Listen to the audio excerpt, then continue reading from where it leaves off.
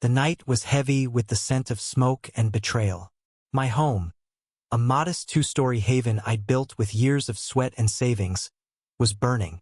Orange flames danced viciously, devouring the walls where my daughter's crayon drawings once hung. I stood frozen on the lawn, my heart pounding, as neighbors screamed and sirens wailed in the distance. At the center of it all was HOA Karen, real name Karen Whitaker, the iron-fisted president of our homeowners association. She stood smugly, torch in hand, her eyes glinting with vindictive triumph. Non-compliance, she'd called it. My overgrown lawn, my unapproved mailbox, my refusal to bow to her petty rules.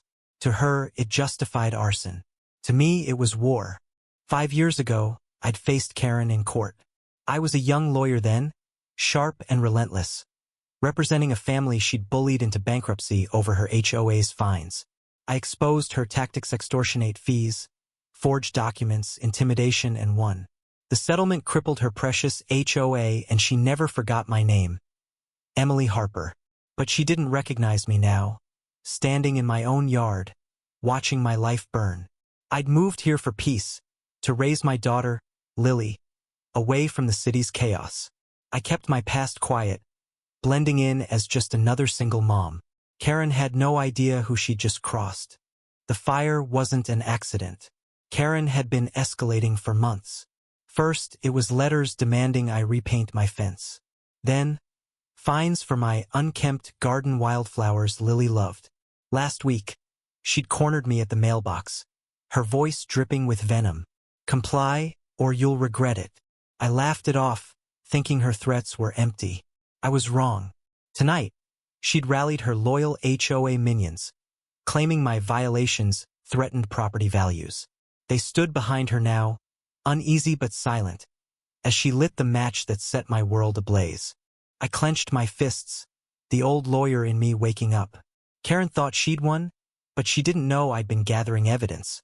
Photos of her late-night inspections of my property, recordings of her threats, emails where she bragged about teaching me a lesson.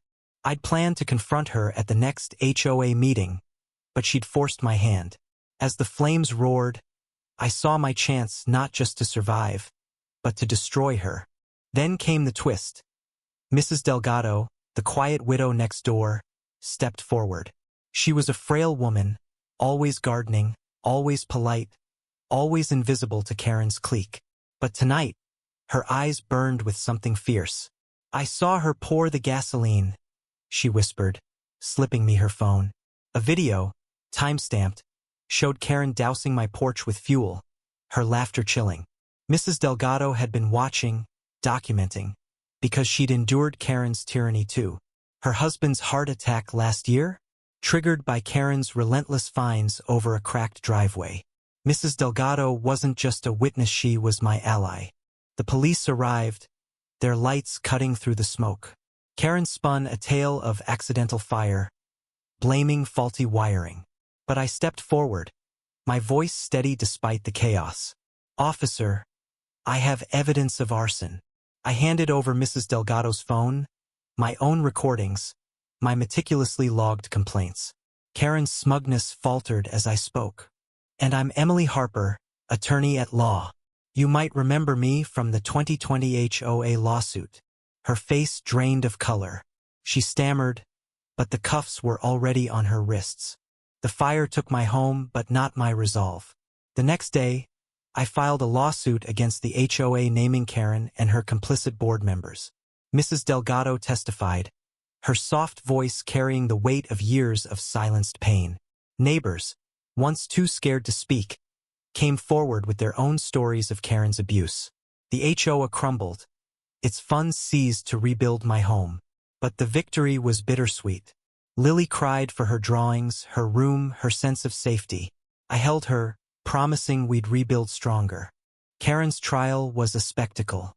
She pleaded ignorance, but the evidence was ironclad. The judge sentenced her to 7 years, her empire of petty power reduced to ashes. As she was led away, she looked at me, not with anger, but with something broken. I felt no pity. She'd burned my home, but I'd burned her world. Standing on the charred remains of my porch, I realized justice wasn't just winning in court. It was Mrs. Delgado finding her voice. It was my neighbors banding together. It was Lily, planting new wildflowers in the ashes, believing in tomorrow. But the scars remained literal and not. Rebuilding would take time, trust even longer. Karen's fire had exposed the fragility of community, how one person's unchecked power could ignite chaos. What would you do if your home was targeted for noncompliance? Share your thoughts on justice, community conflict, or standing up to bullies.